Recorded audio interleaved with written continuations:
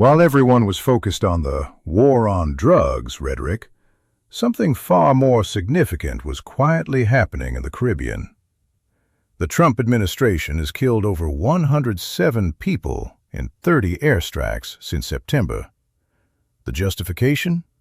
Stopping fentanyl from reaching American streets. Here's the problem.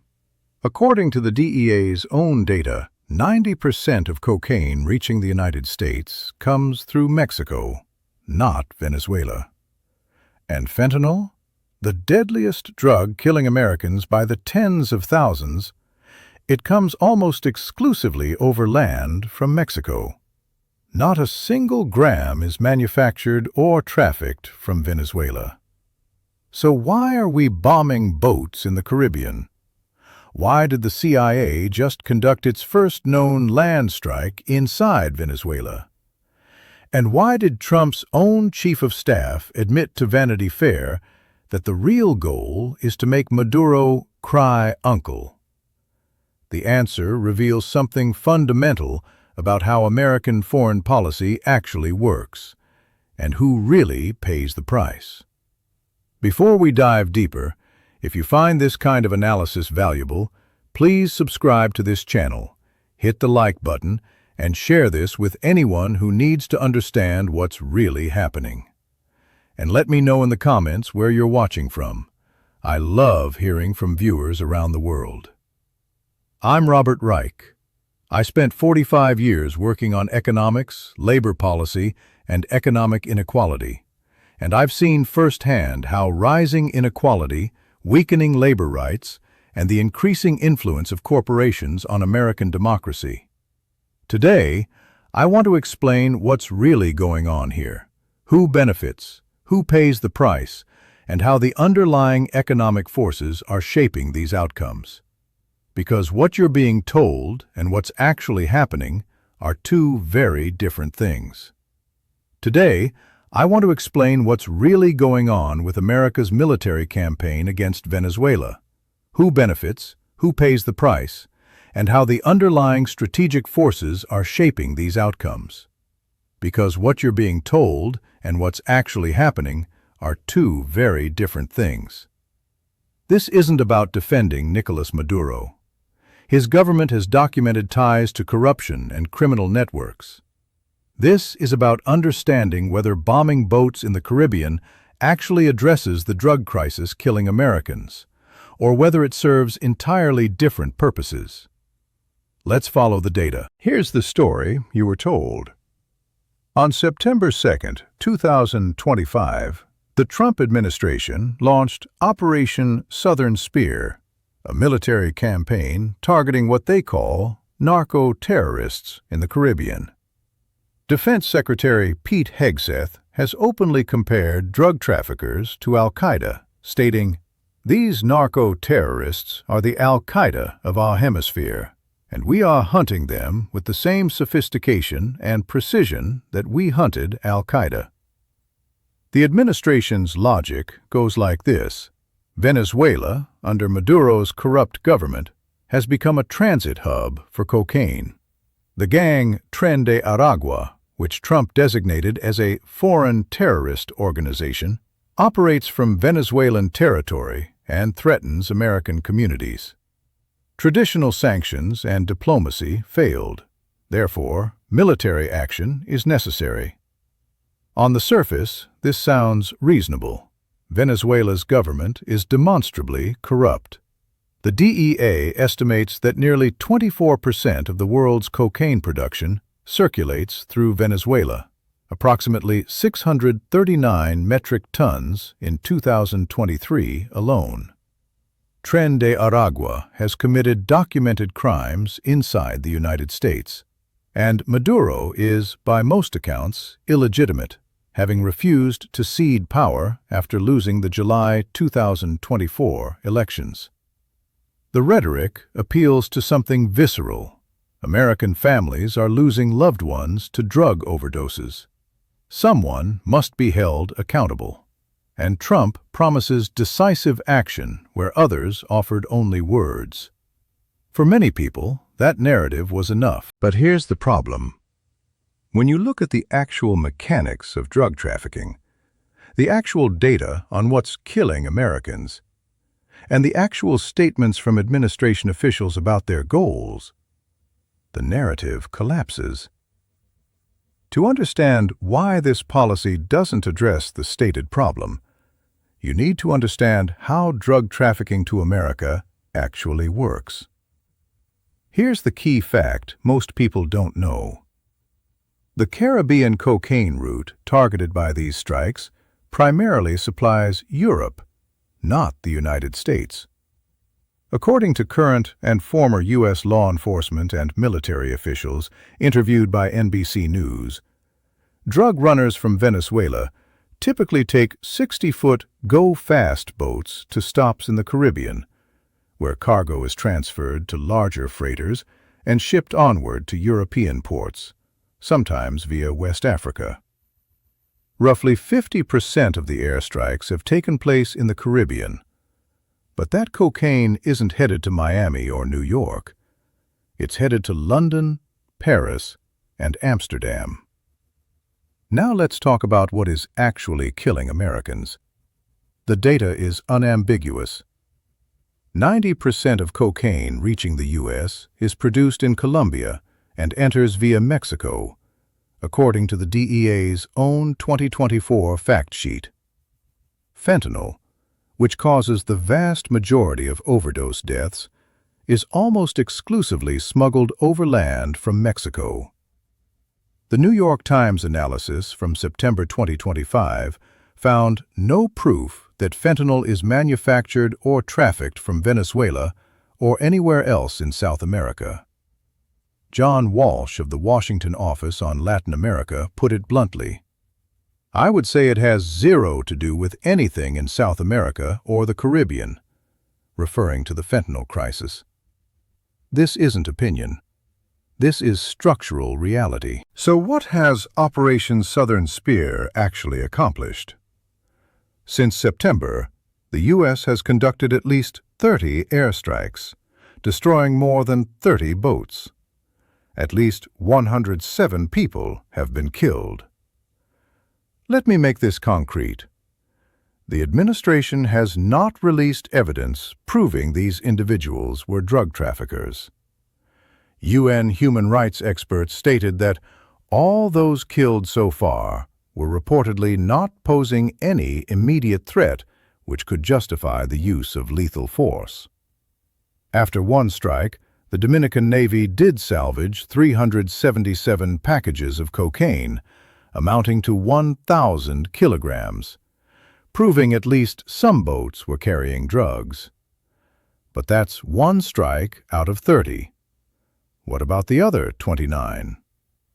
Colombian President Gustavo Petro called the United States guilty of murder after a Colombian fisherman reportedly died in a strike. The numbers tell a disturbing story. 107+ people killed. Evidence released, minimal. Impact on U.S. drug supply, undemonstrated. Cost, 15,000+ U.S. troops deployed to the region. But it gets worse, because this isn't really about drugs at all. Trump's chief of staff, Susie Wiles, told Vanity Fair in an interview that the boat strikes were aimed at getting Maduro to cry uncle. Read that again. The president's own chief of staff admitted the goal is regime change, not drug interdiction. And it doesn't stop there. Trump has publicly claimed Venezuela must return to the United States of America all of the oil, land, and other assets that they previously stole from us. The administration assumed Maduro would capitulate under pressure. Reality proved otherwise. The Venezuelan leader has shown no signs of relinquishing power. In fact, as Al Jazeera reports, the U.S. pressure campaign has become a useful pretext for the Venezuelan government's efforts to crack down on internal dissent. Earlier this month, The CIA conducted a drone strike on a port facility on the Venezuelan coast, the first known U.S. attack on a target inside that country. Trump acknowledged it in an interview. There was a major explosion in the dock area where they load the boats up with drugs. So we hit all the boats, and now we hit the area. It's the implementation area. That's where they implement, and that is no longer around. When asked whether the military or CIA carried out the attack, Trump declined to comment. We have crossed a significant threshold. The CIA is now conducting strikes inside a sovereign nation that has not attacked us based on drug trafficking claims that don't withstand scrutiny. In pursuit of regime change goals, the administration has openly admitted. So who actually pays for this policy? Not who you were told. The 107+ dead, many of whom have not been proven to be drug traffickers. Their families will never get answers. UN experts called these extrajudicial killings that must be investigated and prosecuted for homicide.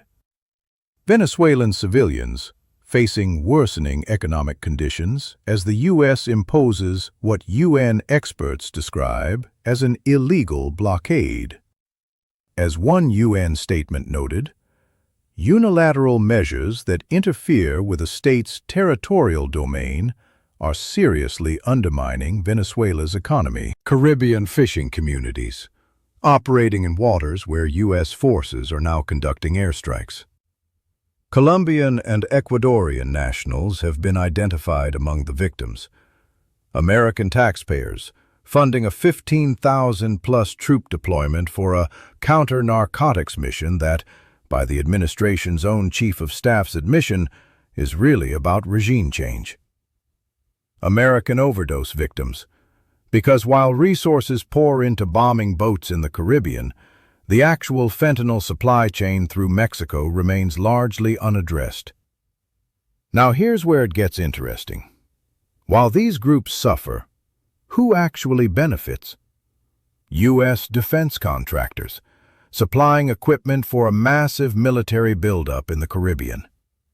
Alternative oil suppliers. As Venezuelan oil is blocked, other producers fill the gap at higher prices. The Trump administration politically appearing tough on drugs regardless of actual effectiveness.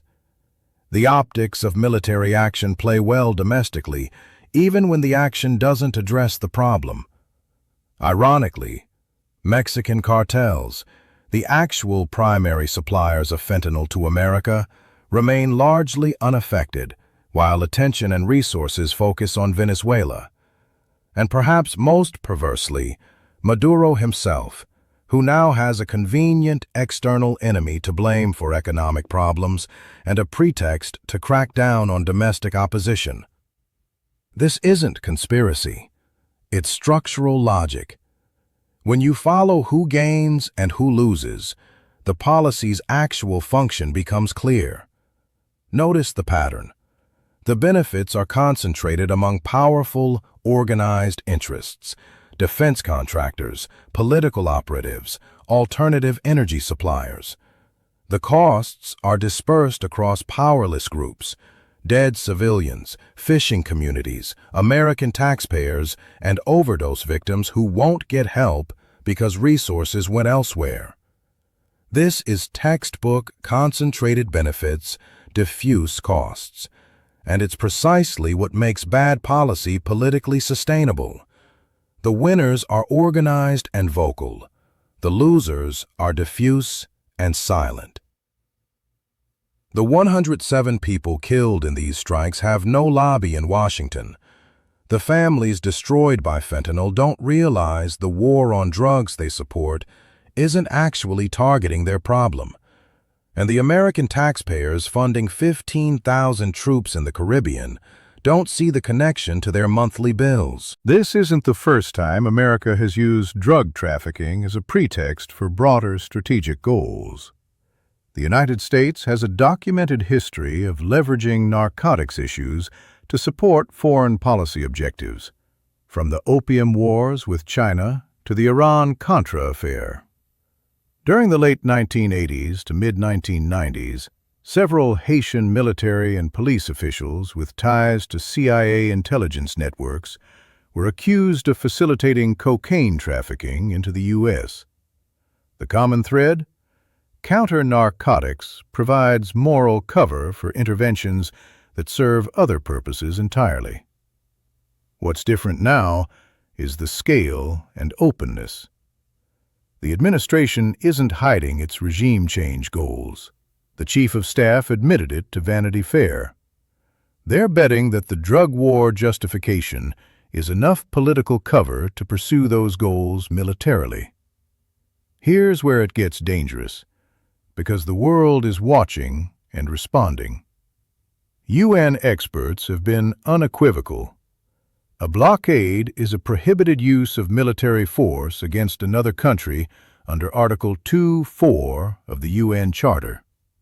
It is such a serious use of force that it is also expressly recognized as illegal armed aggression under the General Assembly's 1974 definition of aggression. Brazil, Canada, France, Mexico, and the United Kingdom have all criticized the strikes. Russia's ambassador to the UN said the Trump administration was creating a template for the use of force that could be used against other Latin American countries in the future. This isn't partisan rhetoric from Maduro allies. These are U.S. allies and international legal bodies warning that America is violating fundamental rules of international order. The International Criminal Court statute explicitly includes blockade as a form of the crime of aggression. Trump has already threatened Colombia and Mexico with similar actions. If this template succeeds, if the U.S. faces no meaningful consequences for bombing boats and conducting CIA strikes inside a sovereign nation, the precedent is set. And here's the structural problem. The policy hasn't achieved its stated goal. Maduro hasn't cried uncle. Drug trafficking continues. So Trump faces a choice. Option 1. Escalate further. More strikes, possibly ground operations, direct confrontation. Option 2. Quietly retreat while declaring victory. Claim success regardless of results. The Republican-controlled Senate has twice rejected resolutions that would limit Trump's authority to continue military action. There's no domestic check on escalation. We've seen this movie before. The question is whether it ends with a quiet withdrawal and declared mission accomplished, or something much worse. So what's the takeaway here? This isn't really a story about drugs. It's a story about what happens when stated justifications and actual objectives diverge, and about who pays the price when that gap is never acknowledged. The fentanyl killing Americans comes through Mexico, not Venezuela. The cocaine we're bombing in the Caribbean is headed to Europe, not the United States. The administration's own chief of staff admitted the goal is regime change. The lesson: counter-narcotics rhetoric can justify almost anything, but it cannot change the structural reality of drug trafficking routes, and it cannot bring back the 107 people killed in strikes that, by the UN's assessment, violated their fundamental right to life. Here's what troubles me most. The people making these decisions aren't the ones paying the price. The officials ordering strikes won't lose their jobs if the policy fails. The politicians won't face consequences if the victims turn out to be fishermen rather than drug traffickers. The American families losing loved ones to fentanyl won't realize their tough-on-drugs policy isn't actually targeting their problem. That's not just unfair, it's systemically destructive. Because when consequences and decisions are separated, you get policies optimized for political optics rather than actual outcomes. Could this have been avoided? Absolutely.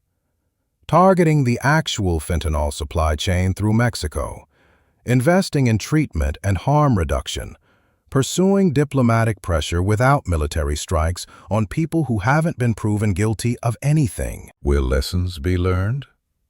Based on the pattern, the rejection of congressional oversight, the escalation despite lack of results, the open admission that regime change is the real goal, I'm not optimistic. What happens next in Venezuela will shape American foreign policy for a generation. And the 107 people already dead won't get a say in how that story ends.